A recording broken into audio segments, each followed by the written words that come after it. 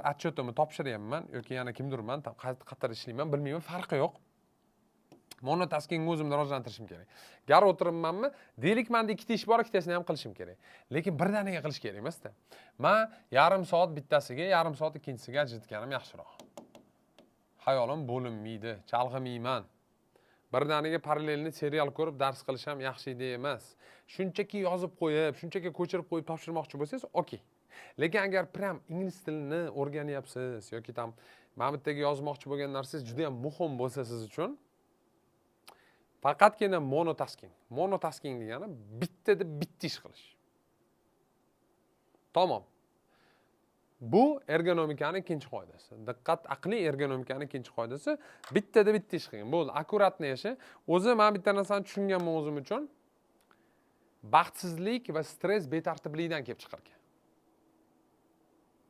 Baxtsizlik va stress va ishlash kelmasligi odamni, dangasalik даже betartiblikdan kelib chiqargan. Agar tartibli bo'lsa, hamma narsa joyida bo'lsa, stollar joyiga qo'yilgan bo'lsa, kravatlar joyida bo'lsa, ya'ni tartib bo'lsa, odam birinchidan o'zini yaxshiroq his qiladi, ikkinchidan ishlashga moyilligi uzoqroq bo'ladi.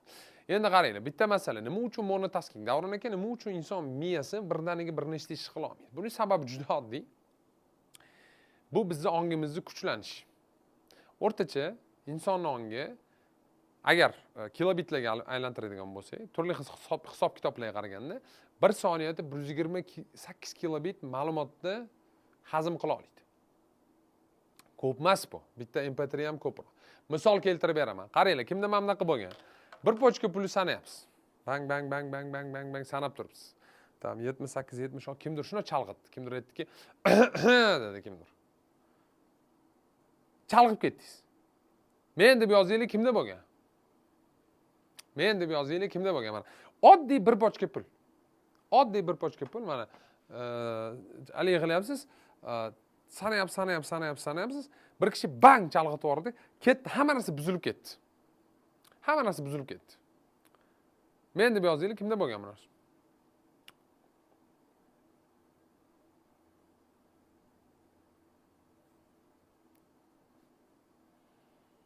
Mana men deb yozaylik. Men ketyapti. Ko'ryapsizlarmi? Nimaga bunaqa bilasizlarmi? Da потому что men bu sizlarning onginglarning hajmi ozgina. Mana ishda ozgina anaqa bor, ong kuchi bor. Mana bitta pul sanab turibsiz, pul. Sanoq ketyapti. Bor vujudingiz bor, diqqatingiz shu yerda. Mana bitta desa kimdir ketdi. Buzildi sistema. Endi qarang. Bir pochka pulni diqqatni bitta joyga yig'ib sana olmasangiz, qanday qilib til o'rganasiz, boshqa narsaga diqqatingizni qaratib. Bu mantiqiy, oddiy fikr. Odamlar bir pochka pulni sanisha olmaydi, xayolini bir joyda yig'masdan, lekin nimagadir o'ylashadiki, men hozir ham xorijiy so'zlarni o'rganaman, til o'rganaman, Qur'onni yodlayman, yana nimadir qilaman, boshqa narsaga chalg'ib qila olmaysiz. Tamom. Ya'ni bu sizning tabiatingizda bor. Shuning uchun monotasking bitta ishni birdaniga qilishni o'rganing. 3-qadam ogohlik. Ogohlik deganda nima degani? Ogohlik deganda mindfulness deydi bu narsani. Ogohlik deganda, ya'ni siz o'zingizni hayolingizni bir joyga yig'ish mashqini bajaring har safar. Men sizlarga hozir tushuntirib beraman. Qaranglar, bunday qilasizlar. Hayol bir joyga yig'ish mashqi juda oddiy. Tanangizdan, tepadan pastga har bitta mushakni sezib chiqasiz. Okey? Mana qarang, bunday qilasizlar, sezib chiqasizlar. Ko'zinglarni yumasizlar.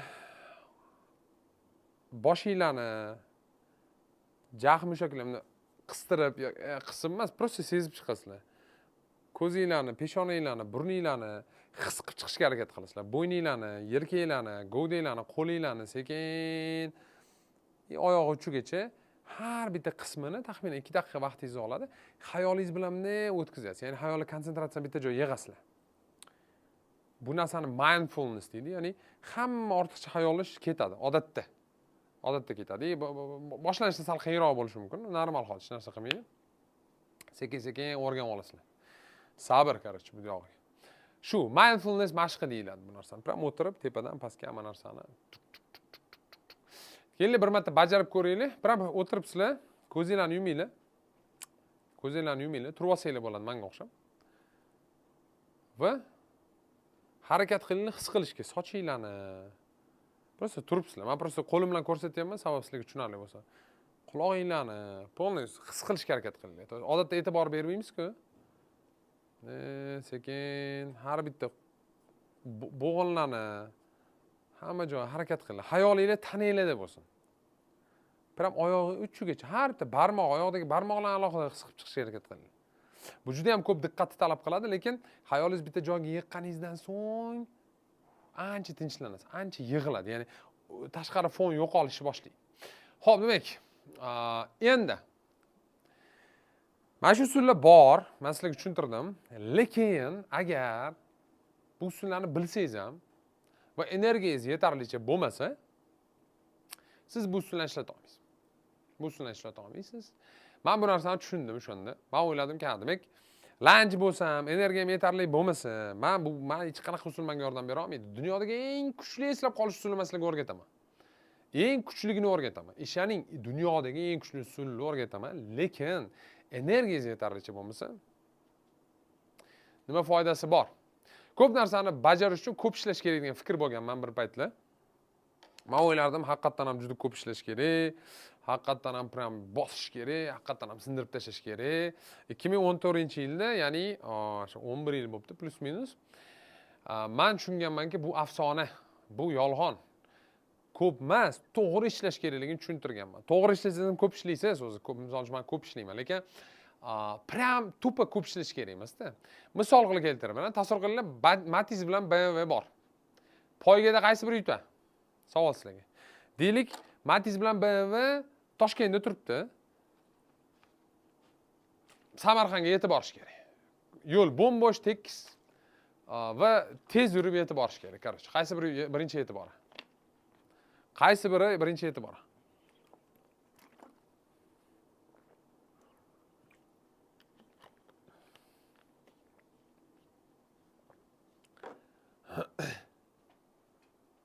Qaysi biri birinchi?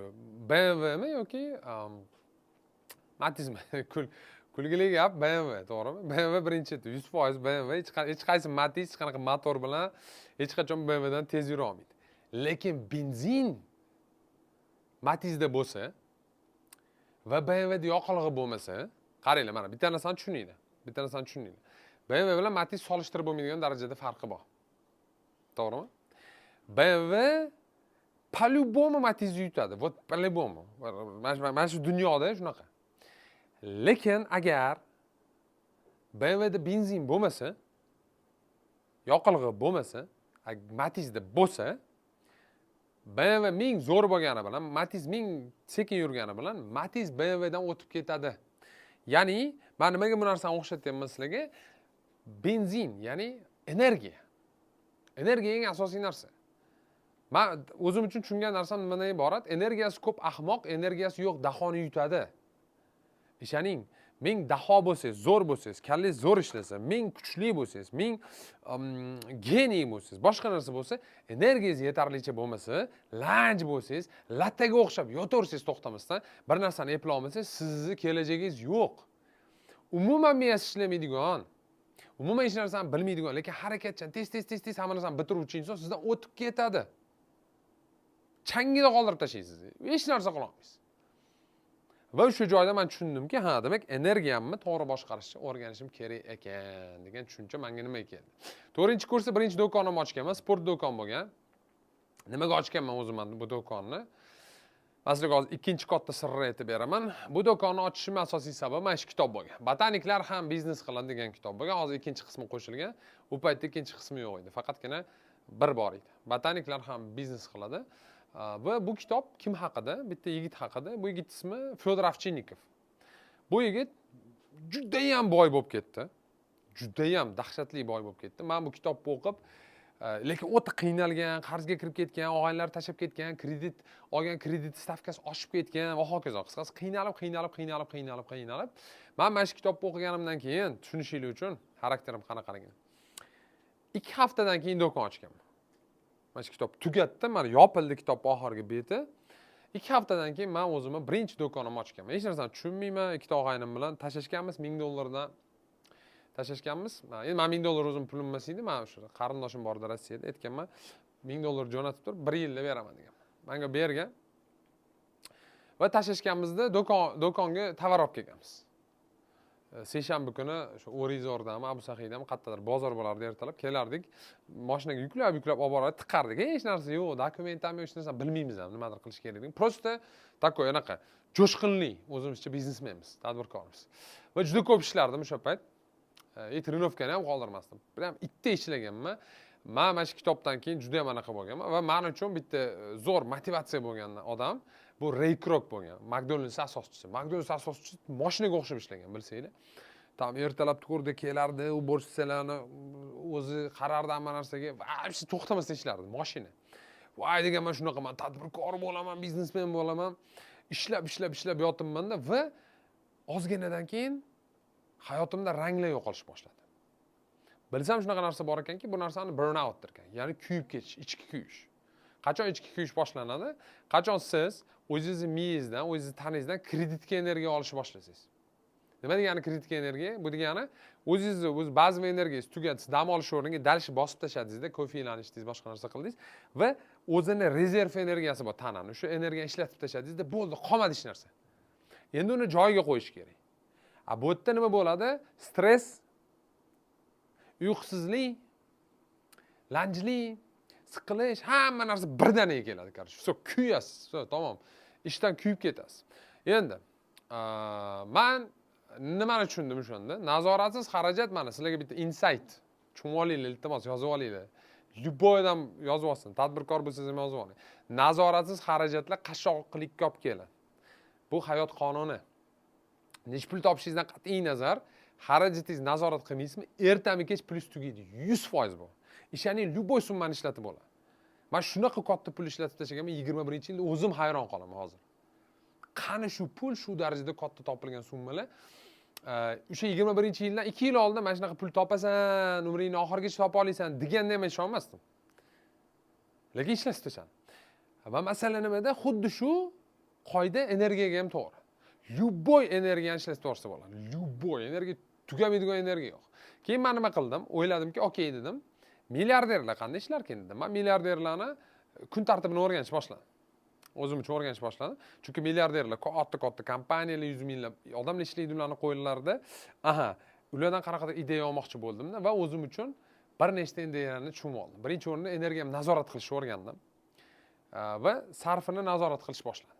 Hozir tushuntirib beraman qanday bu narsani qilganim. Hayotim butunlay o'zgarib ketdi. Ozgina ishlab juda ham ko'p narsani ulgurish boshladim. Ilgari 4 soatlab, 3 soatlab, 5 soatlab o'tirgan narsam ustida ozgina o'tiradigan bo'lib qoldim. 3-4 barobar meni kuzatuvlarim bo'yicha meni samaradorligim oshdi va 21-yilda уже hamma narsa joyida, shuncha vaqt o'tdi. Men уже Toshkentdaman, to'da-suda hokazo. Meni oldimga bitta tadbirkor keldi. Tadbirkor keldida 140 ta odami bor qo'lida ishlab chiqarish. Xuddi shu muammo, burnout. Men keyin unga energiyani sarfini qanday qilib nazorat qilishni o'rgatganimdan keyin polniy hayot o'zgardi dunyo. Ko'p narsaga ulgurishni boshladi, til o'rganishni boshladi va hokazo. Hozir sizlarga aynan shu narsani o'rgataman. Bu narsani power management deydi yoki boshqachasiga ikkinchi kattasi Pareto qonuni. Ya'ni Pareto qonuni asosida power management sizlarga tushuntirib beraman. Qarab turinglar. Pareto qonuni nima deydi? 20% harakat 80% natijani beradi deydi. Ya'ni aql bilan ishla inson, aql bilan ishla. O'zi Pareto kim bo'lgan? Vilfredo Pareto degan inson bo'lgan. U nimani kuzatgan? U hisob kitob qilgan, qaysidir shaharda, Fransiyada ham xudo biladi qayerdadir bo'lgan bu narsa. Hisob umumiy boylikni, umumiy pul aylanasini hisob kitob qilgan. Va bilsa 20% odam 80% pulni egallab olgan ekan. Hayron qolgan. Tak degan. Qanday bunaqa ekan deganda boshqa zonalarga o'tishni boshlagan. Ya'ni tam uylarga puldan tashqariga chiqqan. 20% inson 80% narsaga ega bo'lgan. Ko'p joyda. Men bo'laga o'zgaruvchi, misol uchun 20 emas, menimcha hozirgi kunda 1% inson 99% pulni olgan bo'lsa kerak o'sha. Plus minus. Endi masala nimada? Ya'ni bu qoidani, Pareto qoidasini noproporsionallik qoidasi deydi. Nima degani noproporsionallik? Noproporsionallik degani Sen ming ishla, lekin kerak emas ishlarni qilsang, sen faqat charchaysan, sen natija olmaysan. Va shu narsani tushunganimdan keyin men hayotim butunlay o'zgargan. Men ozgina ishlab, hatto ozgina ishlamayman, yana bir marta aytganimdek, men ko'proq ishlayman, odatda o'rtacha inson. Men tanishlarim hammasidan ko'p ishlayman. Lekin men kerakli ish qilaman. Energiyam befoyda hech qachon sarflamaydi. Men mana shuncha energiya sarflasam, mana shuncha natija olishga o'rganib qolganman. Qarab turinglar. Endi shu 20% qanday qilib topishni men tushunib oldim. Men sizlarga o'rgataman. Birinchisi. Qadama-qadam yozib olinglar. Pareto qonunini qanday qilib hayotda ishlatishingiz mumkin. Birinchisi, siz o'zingizni uyqungizni va rejimingizni to'g'rilashingiz kerak. Iltimos, tushunib olinglar. Uyqu bu investitsiya, uyqu bu dam olish, uyqu bu bekorchilik emas. Uyqu bu investitsiya, me'yor degan tushuncha bor. Kimdir me'yori kamroq, kimdir me'yori ko'proq, lekin me'yor yetkazib berilmasa, energiya yetkazib berilmaydi. Tushunasizlarmi? Energiya yetkazib berilmaydi. Sizning samaradorligingizga ta'sir qiluvchi eng katta omillardan biri bu rejim bilan uyqu. Rejim va uyquni o'zingizning hayotingizda joriy qiling. Qanday u boshqa masala. Bu narsani sun'iy intellekt bilan ozgina gaplashsangiz ham malika qiladi. Xohlasangiz ertaga gaplashishimiz mumkin. Kimgadir bu narsa qiziq bo'lsa, lekin masala nimada? Men aniq sizlarga ayta olaman. Qachonki rejim bilan uyquni joriy qilganingizda, sizni batareyangiz to'lishni boshlaydi.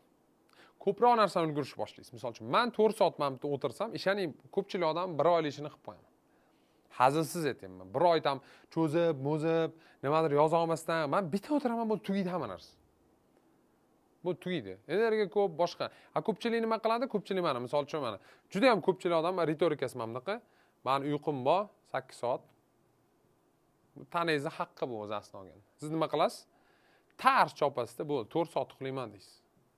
Nimaga? Chunki sizga vaqt yetmayapti.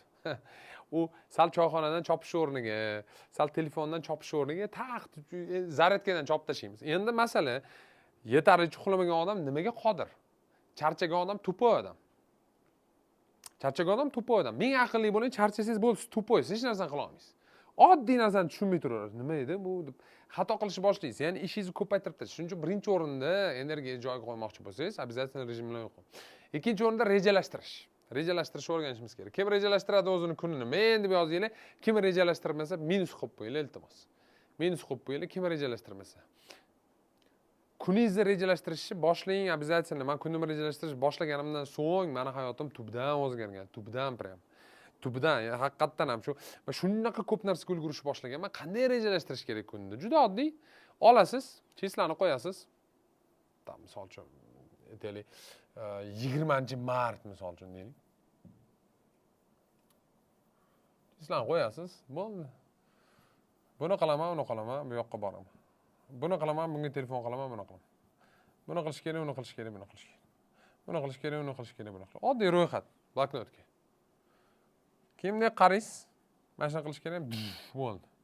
Bunga qaraysiz, men buni qilaman. Xolos.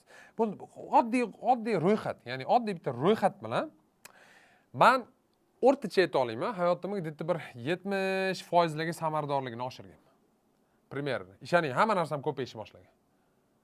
Hamma narsam, energiyamdan tortib pulimgacha oddiy rejalashtirish men joriy qilganimdan keyin hayotimga juda ham katta o'zgarishlar menda ro'y bergan. Men ko'pchilik rejalashtirmas ekan, tushunishim bo'yicha boshlaylar. Oddiy bitta bloknot, bam, uni qilaman, buni qilaman. Keyin har safar o'zimga savol berishni boshladim. Men bu savolni bitta boy odamdan o'rganganman. Ustozim bor. U inson aytadi, "Davron, hayotingni men sizlarga ulashyapman. Hozir bu juda katta insight bo'lgan men uchun. Men hayotimga takoy tubiy ta'sir qilgan insightlardan biri, meni fikrlashimni o'zgartirgan insightlardan birini men sizlarga hozir bermoqchiman, bo'lishaman sizlar bilan. O'zingizlarga olinglar. Sababi kam bo'lmaysizlar, xudo xolisa. Bu insight quyidagicha. Bu insight asset va liability insight. Nima degani? Qaranglar. Mana bunaqa narsa bor. Har bitta hayotda sarf bor. Ya'ni расход va investitsiya bor.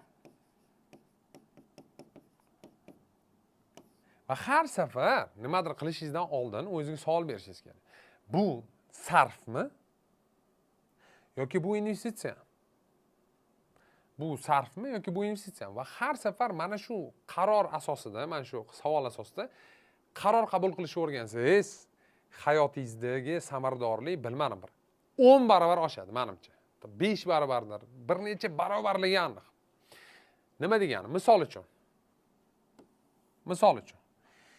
Mani 50 ming pulim bor deylik. 50 ming dollar pulim bor. Boshqa pulim yo'q. Tasavvur qiling, men yoshim 25 ta. Va men 50 ming dollar pul ishladim. Men 50 ming dollarni oldim, topdim. O'zim arendada yashayman. Uyim yo'q, naqam yo'q. Men mashina olmoqchiman. 50 ming dollarga BMW olmoqchiman. Endi o'zimga savol beraman. Davron, bu rasxodmi yoki investitsiyami? O'zi BMW nima olyapmanmi? Bu g'irt rasxod. O'zi qoidasi bo'yicha 10% pulga mashina oladi. Agar ishga boshqa narsaga kerak bo'lmasa, o'zingiz kibringizni qitiqlamoqchi bo'lsangiz, BMWda maqtanmoqchi bo'lsangiz, mahallangizga borib, okey, mana shu pulni ishlatib olishingiz mumkin. Endi ikkinchi bolalar nima qilish mumkin? Uy olish mumkin. Uy olsa hech kim uni maqtamas, uy olsa, lekin bu investitsiya. Men buni narxi salondan chiqishi bilan 15% ga tashiying. Bo'ldi, 50 ming, mana yangi 50 mingga oldi, olib chiqdi. Bir kundan keyin o'sha pulga sota olmaydi.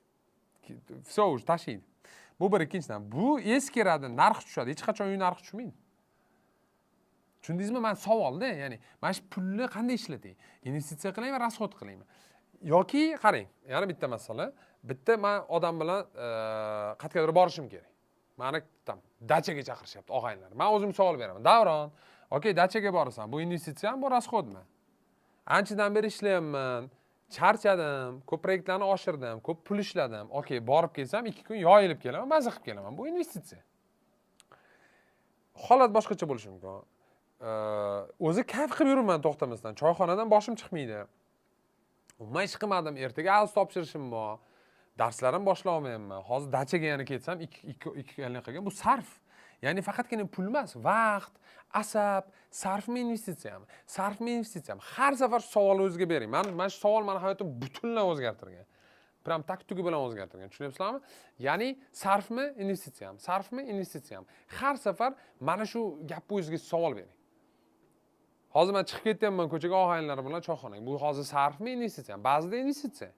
Chunki ko'p dars qildingiz, maladetsiz, haftasiga 6 kun to'xtamasdan dars qilyapsiz, IELTSga tayyorlanyapsiz, imtihon qilyapsiz, nimadir qilyapsiz, hokazo. Yoki tadbirkorsiz, itda ishladingiz, xodimlarni ishga oldingiz, HR qurdingiz, uni qildingiz, buni qildingiz, kompaniyangiz kengayib yotibdi. Okey, cho'tka. Endi Dubayga borib kelsam, bu sarfmi investitsiyami? Investitsiya bu. Kayf qilib kelaman, maza qilib kelaman, kelib yana kuch bilan ishlayman. Lekin men bekorchi bo'lsam, oxirgi pulimga qattiq ketayotgan bo'lsam, bu g'irt sarf. Tushundinglarmi? O'zi savol bering. Har safar mana shu savolni bering. Liability asset deydi bu narsani. Hech qachon mana shu savolni o'rtaga tashlamasdan hech qanaqa qarorlarni qabul qilmang. Endi bundan foydaliroq ish qilsam bo'ladimi? Keyingi savol. Misol uchun ingliz tili bilan shug'ullanyapman, o'tiribman uyda. Ko'pchilik kim til o'rganyapti? Men deb yozinglar, men sizlarni hozir bitta zo'r tomoninglarni ko'rsatib beraman o'zingizga. O'zinglarni aldaydigan bitta zo'r tomon bu. Farqi yo'q qaysi til. Arab tili, ingliz tili, любой til.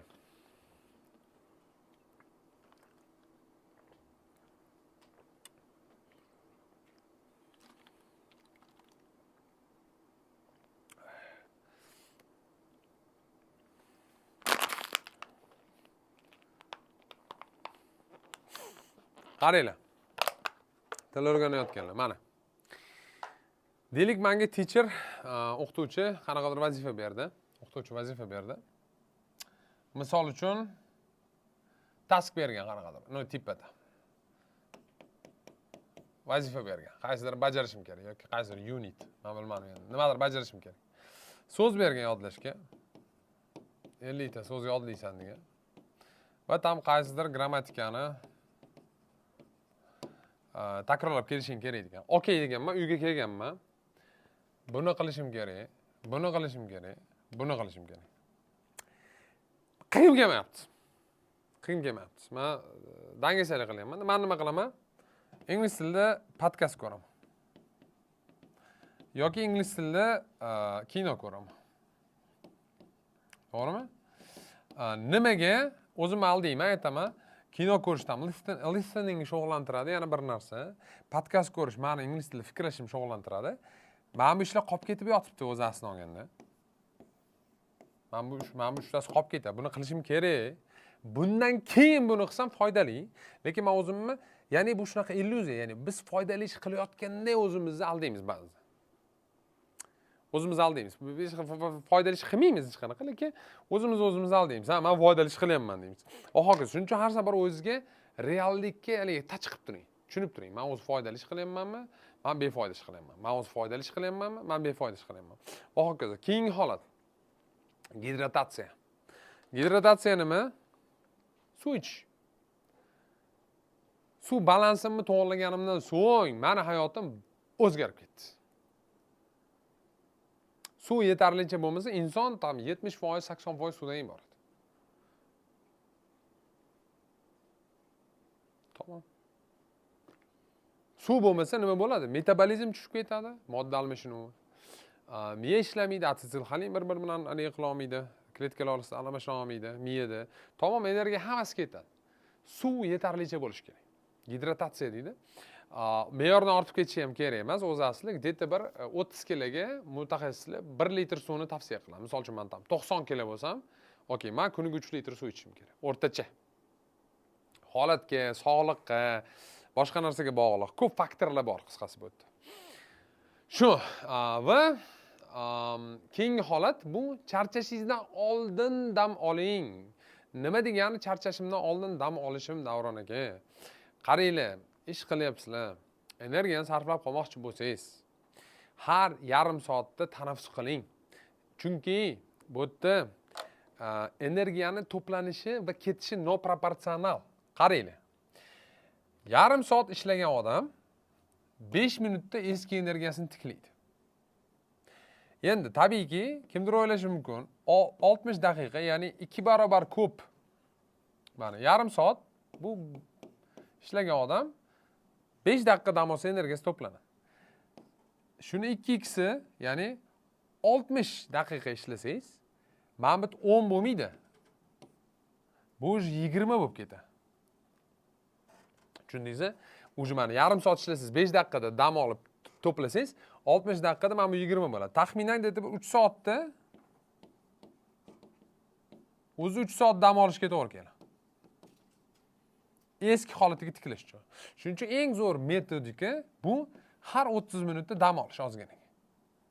Bir xil turaveradi. Pram timer bilan ishlasangiz bo'ladi. 30 daqiqa o'zi 25 ga 5 qilinadi o'rtacha. Tam 25 minut ishlab, 5 minut dam olinadi, 25 minut ishlab, umuman charchamaysiz. 16 soat kak mashinaga o'xshab pax urib tashaverasiz. Charchamaysiz chunki energiyani ketishi, inson tanasidagi energiyani ketishi, miyadagi energiyani ketishi u shunaqaki, mana misol uchun ozgina ishlasangiz bunday ketadi, sal dam olsangiz joyiga qaytadi. Ozgina ishlasangiz bunday ketadi, sal dam olsangiz joyiga qaytadi. Lekin shunaqa liniya bor, shunaqa zona bor. O'tdan tushirib yorib qolasiz-ku, bitta tushib ketib qolasiz, risk. Nimaga bunaqa bo'ladi? Biologiya. Inson miyasining fiziologiyasi shunaqa. Shu, siz ham axir xuddi shu biologik mavjudotsiz, menga o'xshagan, boshqalarga o'xshagan. Shuning uchun обязательно bitta narsani tushunishinglarni olayman. Charchashingizdan oldin dam oling, charchagungacha olib borish kerak emas. Men bu narsani tushunganimdan keyin, men endi yana kimdir hozir tushunadi, borib turib divanda yotish kerak ekan. Yo'q, divanda yotish dam olish emas. Divanda yotish. Mana kim mana bunaqa narsani sezgan? Soatlab telefon qo'yladingiz. Soatlab serial ko'rdingiz, lekin itdek charchadingiz. Siqilib ketdingiz. Men deb yozinglar. Men deb yozinglar. Kim bu narsani sezgan o'zida? Soatlab telefon titkiladingiz. Soatlab nimadir qo'ydi. Damo ish qanaqa ish qilmagansiz. Lekin itdek charchagansiz. Bu prям shunaqa bir hayotingiz bema'no bo'lib qolgan, shunaqa bir umuman bir aligina qilib ketasiz.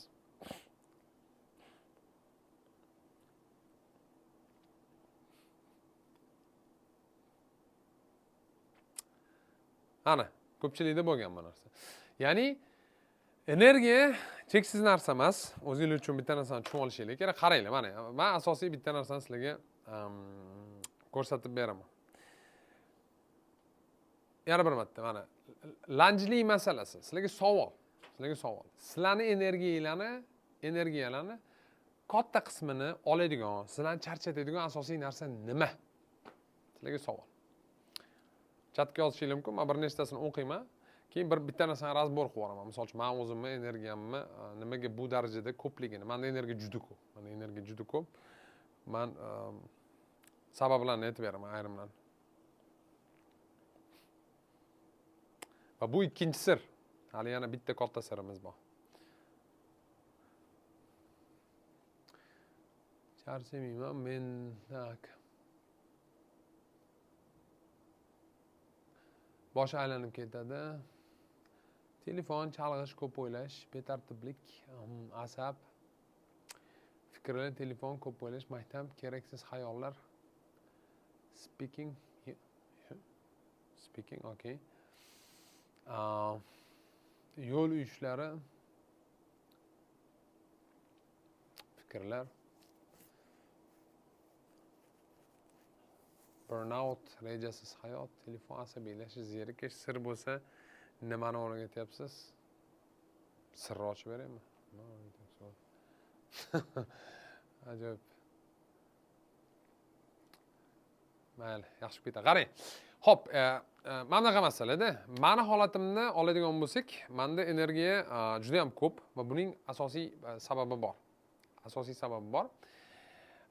Bu hozir mana 3-chi sir, 3-chi katta Big Secret sizlarga o'rgatishimdan oldin men yana bitta qo'shimcha qilib ketaman hozirgi holatga. Bu nima? Qaranglar, bu mindset. Men sizlarning xarakteringizga bitta narsani qo'shmoqchiman. Mindset. Men shu haqida ko'p gapiraman, lekin bugun prям sezishinglarni xohlayman. Qaranglar. Agar samarali inson bo'lmoqchi bo'lsanglar, agar energiyangiz ko'p bo'lmoqchi bo'lishni xohlasanglar, diqqatingiz kuchli bo'lishni xohlasanglar, o'zingizlarni og'ir bosiqlashtiringlar. Kuchli inson yaxshi inson. Ahamiyat bergan bo'lsanglar, o'ta kuchli, katta властьga ega, jismoniy kuchga ega, aqliy kuchga ega insonlar odatda spokойный bo'lishadi. Ortiqcha gapirishmaydi, ortiqcha o'zini ko'rsatmaydi, ortiqcha naqasi bo'lmaydi. Va hokazo. Bitta zo'r hikoya bor bu haqda. Qisqasi bitta podshoh o'zini kuchugini, itini bitta anaqaga olib boribdi. Nima deydi? Shu itlarni shug'ullantiruvchi odamning oldiga olib boribdi. Olib boribdi-da, aytibdiki, "Mana sen eng zo'risan" debdi. "Meni kuchugim chempion qilish kerak" debdi. Haligi odam aytdi, "Bo'ldi" debdi, "Men olmay debdi. 6 oy o'tibdi orada. Podshoh kelibdi-da, aytibdiki, "Nima bo'ldi? Kuchugim tayyormisiz yo kuchugingiz hali tayyor emas?" Boshqa kuchuglarni ko'rganda rirlaydi, akkillaydi, ustiga tashlanadi. Okey, tayyor emas bo'lsa bo'ldi, men ketdim debdi. Yana 6 oydan keyin kelibdi. Aytibdi ana odamga, "Tayyormi meni kuchugim?" desa, aytibdiki, "Yo'q" debdi. "Hali siz kuchugingiz tayyor emas. Sal asabiyroq hali" debdi. Podshoh aytibdi, "Okey" debdi. Yana 1 yildan keyin kelibdi. Kelsa haligi odamdan so'rabdi-da, "Bo'ldimi, kuchugim tayyormi?" desa, "Endi kuchugingiz" debdi, "Lyubo kuchugini yirtib tashlaydi" debdi. Qattan bilding desa, oldiga kelib boshqa kuchuklar akkillasa ham, irillasa ham, boshqa narsa qilsa ham dash ahamiyat ham bermaydi dedi. Kuchli inson qanaqa bo'ladi? Misol uchun men ko'chada ketyapman, kichkina bolacha, 5 yoshli bolacha kelib oyog'imni tepyapti. Men, "Men oyog'imni tepdingmi?" qilib otib yubormayman uni. Men bilaman, undan men ancha kuchliman, ancha. U kichkina bolacha u. Maksimum men bunday qatgadir bunday qilib olib qo'yishim mumkin. Og'ir bosiqlik, kuchli diqqat, kuchli ichki vazndan keladi. Ichki vazn qayerdan keladi degan savol. Ichki vazn o'ylab gapirishdan keladi. Yaqinda bitta seminarga bordim. Men eslab qolish bo'yicha anaqaman-ku. Meni hamma shu kamchiligimni qidirishga harakat qiladi. Bu yerda borsam savol beryapti bitta qiz. Bir nechta savol berishdi. 15 dan 14 savol bo'ldi. Javob berdim. Bitta qiz turdi-da, nima deydi? Davron aka deydi.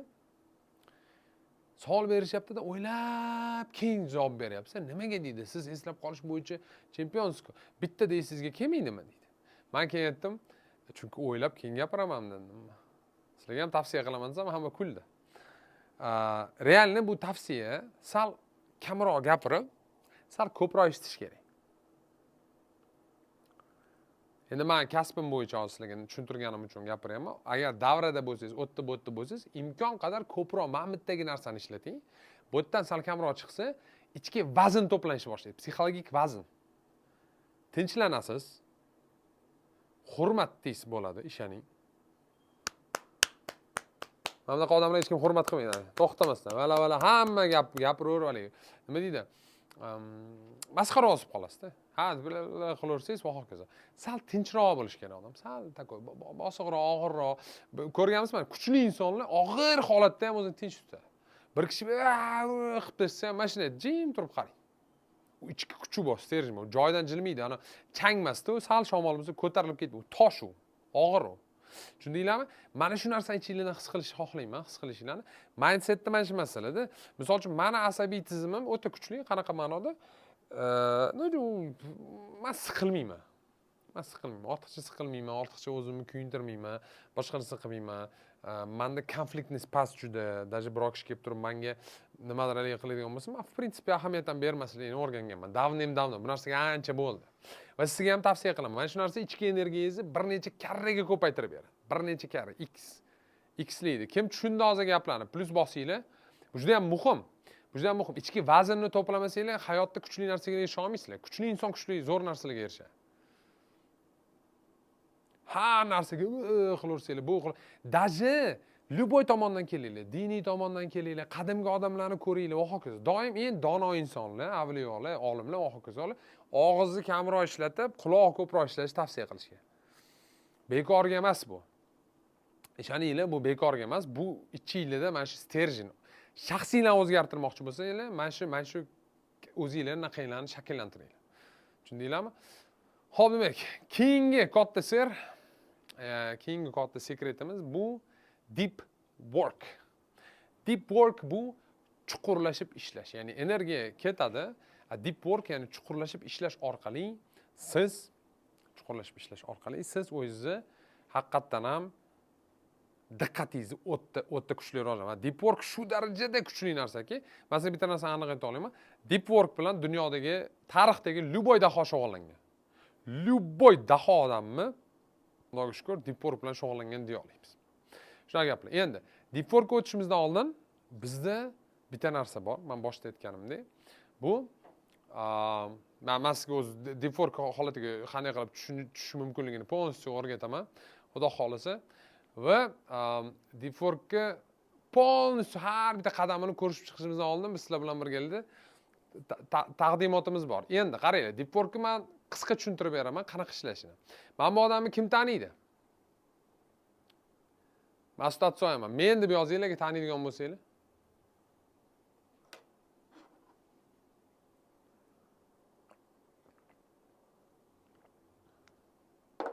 Men deb yozinglar, tanimaydigan bo'lsanglar minus qo'yib qo'ysanglar ham bo'ladi. Bu inson nima qilgan? 1947-yilda, 1947-yilda Mas Oyama, yaponiyalik odam tabiiyki. Bu karatchi bo'lgan, boksyor bo'lgan, boksdan Yaponiya chempioni bo'lgan, judodan chempion bo'lgan, juda ham kuchli odam bo'lgan. Va bu odam tog'iga chiqib ketgan, shug'ullangan. Ya'ni deep work qilgan. Tog'iga chiqib ketgan 18 oyga.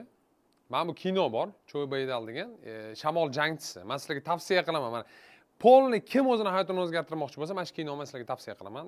YouTube'da bormi, bilmadim yo'qmi, qidirib ko'ringlar. Shamol jangchisi kinoning nomi. Bu inson nima qiladi? O'zi o'ta kuchli jangchi bo'ladi. Aytadiki, men deydi, chalg'ituvchi omillardan polni o'zimni yo'q qilishim kerak edi, deydi. Tog'ga chiqib ketadi. 18 oy tog'da yashaydi. Tog'da shug'ullanadi, daraxtlarni uradi, tepada nabivka qiladi, meshoklarni uradi, yuguradi, har kun ertalab turib olib 10 km, 20 km, отжимание qiladi, sal toshadi, hamma narsa qiladi kirish tog'da. Keyin qaytib kelgandan keyin Yaponiyada bor hamma maktablarga borib, ular bilan solishadi, urushadi. Va hammani yutadi. Judoistni ham yutadi, uni ham yutadi, buni ham yutadi, polni yutadi, yangi stil o'ylab chiqadi. Urush stilini o'ylab chiqadi. Bu o'sha insonni real hayotdagi rasmi. Endi bu yerda yoshi katta. Va deep workning eng zo'r ko'rinishi mana shu bo'lgan men uchun. Men o'ylagan, ha, demak tog'ga chiqib ketish deymiz. Biz misol uchun mana o'zimni komandam bilan ham chetga ketib ishlaymiz-da ba'zida. Qaysidir shaharga boramizda, o'tda tam polni ishlaymiz, marketingni quramiz, qanaqadir yangi proyektlarni ko'rib chiqamiz. Nimaga deep work? Chuqurlashamiz ishga. Bir haftaga, endi tam 18 oyga, 1,5 yilga emas, bir haftaga yoki 1 oyga qayergadir ketadigan. Men bu odamni ko'rganimdan keyin, mana shu kinoni ko'rganimdan keyin men ertalab shug'ullanishni boshladim va shu darajada fanat bo'lganman. Men почти 12 yilga yaqin vaqt har kun azonda ertalab turib yugurardim. Va undan keyin mana shu deep work usulini men o'zim uchun qachon qo'llashni boshlaganman. Jahon chempionatiga tayyorlanganimda meni vaqtim bo'lmagan. Men 7:30 da ishda bo'lishim kerak bo'lgan. Maktabda men ertalab 5 da turardim. Rejimga qarang, 5 da turardim. Yugurardim 1 soat. Cho'mil-po'mil bilan birga o'tirardim, yana 1 soat shug'ullanardim. Ya'ni soat 6 dan 7 gacha shug'ullanardim. Ketdi, chiqib ketardim. O'sha tam lineyka, va hokazo dars boshlandi maktabda. Men har kun qisqa qilib aytganda 1 soat tanamni, 1 soat miyam shug'ullantirishga ulgurardim, chiqib ketishdan oldin. Uydan chiqib ketishdan oldin. Ertalab nimaga men shug'ullanishni boshladim? Sababi menga hech kim telefon qilmaydi, hech kim chalg'itmaydi, hech kim chaqirmaydi va hokazo. Qisqasi deep work. Tog'ga chiqib ketib shug'ullanishni men shunda o'zimchalik shunaqa ideyasini qilganman o'zim uchun. Keyin bilsam, bu algoritmni istalgan yo'nalishda qo'llasa bo'lar ekan. Ya'ni deep work algoritmini xohlagan yo'nalishingizda qo'llasangiz bo'ladi. Xohlasangiz tadbirkorlikda qo'llaysiz, xohlasangiz marketingda qo'llaysiz, farqi yo'q. Ya'ni любой oraliydagi odam majoziy ma'noda tog'ga chiqib ketib dunyodagi eng zo'ri bo'lishi mumkin. Misol uchun men sizlarga misol keltiraman. Qarang mana. Til o'rganyapsizlarmi, boshqa narsa qilyapsizlarmi? 6 oy bitta xonaga qamalsanglar. Va har kun faqat shu narsa bilan shug'ullansanglar, nimalarga erishasizlar? Bir tasavvur qiling. Butun hayotingiz tubdan o'zgarib ketadi. Tubdan umuman boshqa inson chiqib keladi. 6 oyda xonadan chiqqan inson umuman boshqa shaxs bo'ladi. Tushunyapsizlarmi? Ya'ni mana shu narsani men o'zim uchun sizlarda fikr bo'lishi mumkin. Mana ko'pchilikda mana bunaqa fikr bo'ladi. Deep work'ni deydi, ishlatib bo'lmaydi, tam zamonaviy hayotda. Men tam deydi, tadbirkorman, qanday ishlataman deep work'ga, tog'ga chiqib ketmayman-ku. Bo'ladi ishoninglar, men algoritmikasini sizlarga hozir Xudo xohlasa polностью tushuntirib beraman. Deep work algoritmi. Yoki boya aytganimdek, algoritmni ko'rib chiqishimizdan oldin bizda taqdimot bor. Agar taqdimotga tayyor bo'lsanglar, men deb yozib yuboringlar. Men Superman taqdimotini bugun nimalarni o'rganamizga bekor qo'shib ketganim yo'q. Ay, Xudo o'zingga shukr. Supermanga 5 yil bo'ldi. Supermanga 5 yil bo'ldi. Agar deep work bo'lmaganda, o'sha algoritmni ko'rib chiqmagan, hozir ko'rib chiqamiz. Supermanning o'zi ham bo'lmasdi. Aynan mana shu kitob ham, Superman kitobi ham, Superman g'oyasi ham, o'zimni borib rekord o'rnatishim hammasi deep work'ga borib taqaladi. Asosiy narsa, ya'ni chuqurlashib, to'xtamasdan ishlash, chuqurlashib, to'xtamasdan ishlash. Qaranglar, men uchun rahmat. Taqdimot. Birgalikda Supermanning qisqa treylerini sizlar bilan hozir ko'ramiz. Yigitlar ko'ra olamiz. Bo'ldi. Qaranglar, hozir ko'ramiz Superman nima o'zi, qanday ishlaydi va hokazo. Keyin yana bitta narsani men sizlarga tavsiya qilaman. Men bugun bitta narsaga e'tibor beraman har safar. Mana hozir taqdimot bo'ladi. Loyihamda taqdimoti bo'ladi. Kimdir loyihaga qo'shiladi, kimdir qo'shilmaydi. Loyiha pulli. Har safar istalgan taqdimotda oxirigacha o'tirish men hammaga tavsiya qilaman. Hammaga tavsiya qilaman. Даже loyihaga qo'shilmaydigan bo'lsangiz ham algoritmni ko'ringlar, o'rganinglar. Kerak bo'ladi sizlarga bu narsa. Tushunibsizlarmi nima haqida gapirayotganimni? Qaranglar. Tayyormisizlar? 3, 2, 1 treyler. Xohlagan ma'lumotingizni xohlagan hajmda eslab qolsangiz bo'ladi. Raqamlar, kitoblar, matnlar, bir kunda minglab xorijiy so'zlar, farqi yo'q, hammasini eslab qolasiz. Lekin bilasizmi nima? Ko'pchilik bu haqida bilmaydi. Inson miyasi dunyodagi eng murakkab narsa va undan qanday qilib to'g'ri foydalanishi bizga hech kim hech qatda o'rgatmaydi. Maktabda ham, universitetda ham hech qachon tushuntirishmagan. Qanday qilib miyamizni to'g'ri ishlatishimiz. Shuni hisobiga milliardlab odamlar o'zini miyasini to'g'ri ishlata olmaydi va bundan qiynalishadi. Internetda minglab soatlarga teng keladigan videolarim bor. Juda ham ko'p podkastlarda chiqqanman, juda ham ko'p videolarni olganman va deyarli hammasida qanday qilib miyangizni ishlatish orqali hayotingizni o'zgartirishingiz mumkinligi haqida gapirganman. Tasavvur qiling, siz dunyodagi eng kuchli kompyuterni uyingizga olib keldingiz, lekin undan qanday qilib foydalanishni bilmaysiz.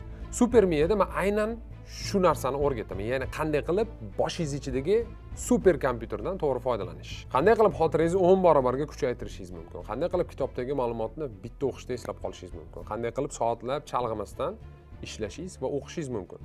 Qanday qilib xorijiy so'zlarni bir kunda 1000 ta va undan ko'prog'ini eslab qolishingiz mumkin. Shu barcha savollarga aynan men javob bera olaman. Inson xotirasi ikkita turga bo'linadi. Birinchisi tug'ma, ikkinchisi esa orttirilgan xotira, ya'ni mashqlar orqali shakllantirilgan xotira. Eng qizig'i shundaki, mashqlar orqali siz o'zingizni tug'ma xotirangizni 10, 50, kerak bo'lsa 100 barobarga kuchaytira olasiz. Buning uchun shunchaki to'g'ri mashqlarni bajarishingiz kerak.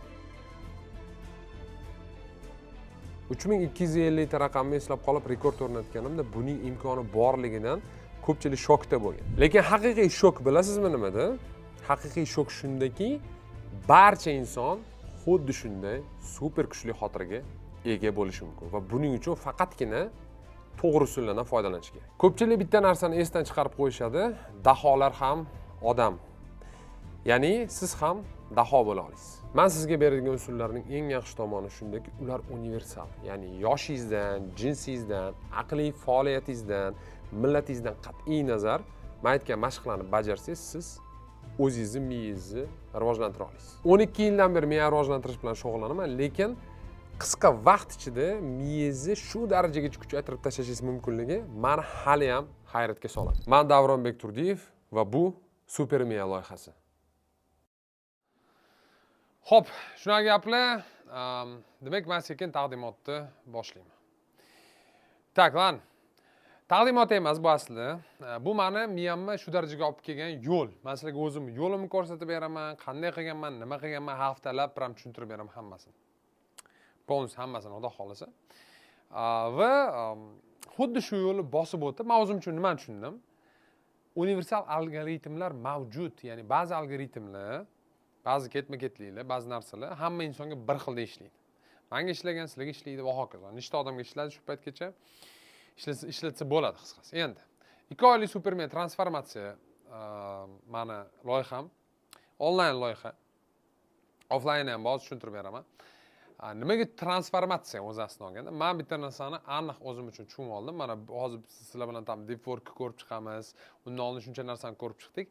Har qanaqa kognitiv xususiyat, har qanaqa mashq, har qanaqa miyangizni rivojlantirish jarayoni siz hayotingizga ta'sir qilishi mumkin. Endi o'ziga bog'liq katta holatda, lekin bitta narsani tushuning, to'g'ri yo'lni to'g'ri inson sizga ko'rsatsa, tezroq borasiz. Agar meni qachondir ustozim bo'lganda, 12 yil vaqtim sarflamasdim men hozirgi turishimga kelish uchun. Ishoning, bu narsa ancha tezroq bo'lardi. Supermiya, xudo xolasa, transformatsiya 5-maydan boshlanadi. Yana bir marta tabriklaylar, meni tabriklaylar, asosiysi men sizlarni tabriklayman har doimgidek. Lekin men nima uchun tabriklaysizlar? Chunki Supermiyani birinchi onlayn kurs pandemiya paytida aprel oxirida bo'lgan. Ya'ni 5 yil bo'ldi mana. 5 yil mobaynida juda ham tez o'tib ketdi. Nima uchun bu kurs bor? Meni asosiy maqsadim bor. Odamlarni miyasidan to'liq foydalanishni o'rgatish. Xususan o'zbeklarni, xususan o'zbekistonliklarni. Nimaga? Chunki chet elga chiqqanimda men bilan hech kim yaxshi gaplashmaydi. Rossiyaga borsang ham strokaga keldimmi deydi, chet elga chiqsang ham doim o'zbeklarni yo urushqoq deydi, yo boshqa narsa deydi, yo o'zbeklar aqlli, biz aqllimiz. Men bu narsani 2018-yilda borib isbotlab keldim. Va minglab boshqa yurtdoshlarimiz isbotlab kelyapti. Olimpiadalarni yutib, boshqa narsa qilib va hammamiz shunaqa bo'lishini men xohlayman. Men ishonaman yana bitta narsaga, inson o'zining miyasini to'g'ri ishlatsa, to'liq potensialdan foydalansa, butun hayotini o'zgartirishi mumkin. Hamma yo'nalishlarni, hamma javhalarini, til o'rganish deysizmi, pul topish deysizmi, hayotida qanaqadir ozish deysizmi, farqi yo'q. Istalgan narsani. Endi har bitta inson daho bo'la oladi. Lekin qanday qilib bu narsani qilish mumkinligini ko'rsatib berishim kerak. Har bitta inson hayotini o'zgartira oladi, lekin qanday qilib mana shu savolga javob topsa bo'ldi. Har qanaqa inson kushayishi mumkin va men qanday qilib o'zimni miyamni shu darajaga olib keldim. Men o'zimni rejamni sizlarga ko'rsatib beraman. Men yoshligimdan bunaqa tug'ma bo'lganman. Qanday qilib men o'sha rekord darajasiga chiqqanimni sizlarga xudo xolisa hozir ko'rsatib beraman. Aynan shu reja meni xudo xolisa jahon chempioni qiladi. Balki. Bu narsani endi xudo bilaman, bilmayman. Xo'p, endi bu rejani ham amalga oshirishingiz mumkin. Yana bir marta tabriklayman. Ketdik birgalikda. Qanaqa bo'ladi bu reja, qanaqa bo'ladi bu yo'l? 7 hafta, 8 ta bonus jonli efir, 40 tadan ko'proq darslar, kuratorlar va mentorlar tomonidan sizlarga qo'shimcha darslar, kitoblar, sovg'alar va hokazo. Endi bitta haftani men sizlarga ko'rsatib o'taman. Onlayn bo'ladi, ya'ni telefonda o'qisangiz bo'ladi. Bu onlayn kurs, telefonda o'qisangiz bo'ladi yoki deylik, laptopda, ya'ni kompyuterda o'qisangiz bo'ladi. Va hokazo. Gibridlashgan kurs. gibridlashgan, ya'ni jonli plus yozib olingan narsalar bo'ladi. Xo'p, endi birinchi hafta mnemonika asoslari. Birinchi haftada qanaqa natijalar olasizlar? 5-maydan boshlanadi. Birinchi haftada xotirasizlar qanaqa ishlashini yaxshilab tushunib olasiz, undan samarali foydalanishni o'rganasiz. Eslab qolish dunyodagi eng kuchli va tez usulini o'rganasiz. Ya'ni 10 karra ko'proq ma'lumotni eslab qolishni boshlaysiz. Dunyodagi eng kuchli usul deganda men ko'pirtirib gapirganim yo'q. Realni shunaqa. Eslab qolish bo'yicha jahon chempionlarini men yaxshi taniyman. Eskisini ham, yangisini ham taniyman, hammasini bilaman. Kim nima ishlatadi, qanday shug'ullanadi. Ma'lumotlarni xotiraga saqlash uchun eng kerakli usullarni o'rgataman va qiynalmasdan xohlagan paytingizda xotirani saqlashni boshlaysiz. Bu birinchi hafta. Ikkinchi haftada super xotira tizimini ko'rib chiqamiz sizlar bilan birgalikda. Super xotira tizimidan keyin, super xotira tizimini o'rganganingizdan keyin, ya'ni ikkinchi haftadan keyin siz istalgan turdagi raqamli ma'lumotni eslab qola olasiz. Masofa, katta raqam bo'lsa shu narsani eslab qola olasiz. Dangasalikning kelib chiqish sabablarini aniqlaymiz. Ya'ni bu haftada dangasalik bilan kurashamiz. Nimaga? Chunki shug'ullanishda dangasalik qilmasligingiz uchun va shaxsiy metodlarni, dangasalik bilan kurashish shaxsiy metodini o'zingiznikini yaratib chiqasiz. Shaxsiy samaradorlikni oshirasiz va kamida 3 barobar ko'proq narsani ulgurishni boshlaysiz. 3-hafta super fokus haftasi bo'ladi. Super fokus haftasida xotirangiz va miyangizni kompleks tarzda rivojlantiruvchi tizimni qurishni boshlaymiz. Major sistem qurishni boshlaymiz bu yerda. Diqqatingizni maksimal darajada rivojlantirasiz va chalg'imasdan ishlashni boshlaysiz. Chalg'imasdan ishlashni boshlash hozirgi kunda eng katta super kuchlardan biri. FOMO degan narsa bor, fear of missing out. Odamlar to'xtamasdan kerak emas narsaga chalg'iydi. Odamlar katta qismi o'zi to'xtamasdan noto'g'ri narsalar haqida o'ylaydi. Bu normal holat. Mana shu narsani qanday qilib olib tashlash mumkinligi masalaga o'rgataman. Tasavvur qilyapsizlarmi? Xo'p, demak, tanish insoningiz ismini bittada eslab qolasiz, umuman unutmaydigan bo'lasiz. Xo'p, demak, 4-hafta xorijiy so'zlar haftasi. Ko'pchilik eng kutgan hafta, ertaga ham xorijiy so'zlarni ko'rib chiqamiz sizlar bilan birgalikda, xudo xolasa. 4-haftada nimalarni o'rganasiz? Kuniga 1000 tadan ko'p chet til so'zlarni yod olish mumkin bo'lgan usulni o'rganasiz. Shug'ullansangiz bu narsani imkoni bor. Именно прям 1000 tani eslab qolasizmi? Kursdan keyin shug'ullanishingizga bog'liq. Ba'zilarda o'xshaydi. 500 ta, 400 ta va hokazoni istalgan odamga o'xshatish mumkin. Mnemonika orqali yod olingan so'zlarni aktivlashtirish va suhbat ishlatishni o'rganasiz. Ya'ni bu yerda уже maxsus mutaxassislar bor bizda. Ya'ni eslab qolgan so'zlaringizni tam 1000 ta so'z eslab qoldingiz. Okey, buni hali gapirish kerak, to'g'rimi? Takot shu masalani hal qilasizlar. Assotsiativ xotirani yuqori darajagacha rivojlantirish. Assotsiativ xotirani rivojlantirganingizdan keyin miyangiz kompyuterdan hech qanaqa farq qolmaydi. Kompyuterga o'xshab ishlaydi miya. Xo'p, demak, poliglot 5-hafta.